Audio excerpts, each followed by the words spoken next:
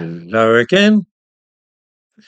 The Crown Prosecution Service have announced that they do not intend to charge Lucy Letby with another two murders and seven attempted murders of babies who were in her care.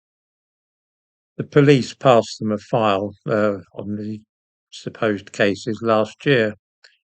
This is interesting and possibly significant because the evidence which the police forwarded to the CPS was pretty much the same as that which ended in Letby's conviction for seven murders and seven attempted murders 2.5 years ago.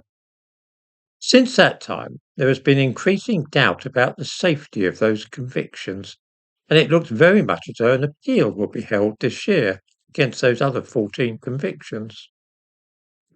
That being so, the Crown Prosecution Service was probably wise not to push ahead with any more cases just at the moment. I thought I'd make 2 points about this, one of a general nature and the other purely personal. The first is that once doubts about the safety of Lucy Letby's conviction began to be raised, there was an immediate attempt to bring ethnicity and race into the case.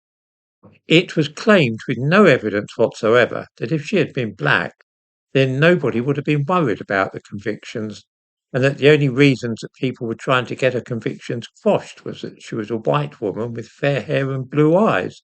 Nobody could believe her capable of such murders. This was so preposterous as to be almost beyond belief. There have been some cracking white serial killers in this country, including, of course, Mrs. Dyer, the Reading baby farmer in the 1890s, who may have killed as many as 400 babies.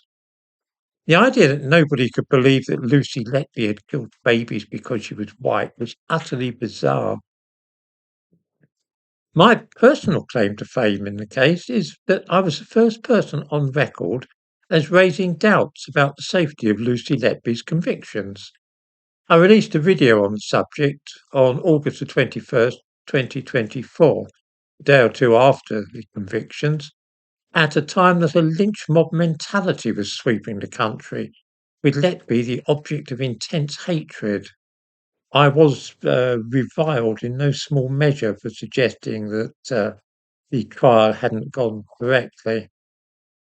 I pointed out that the grounds for the convictions were dubious and drew attention to the Dutch paediatric nurse, Lucia de Burke, who, like Letby, was convicted of the murder of seven patients in her care.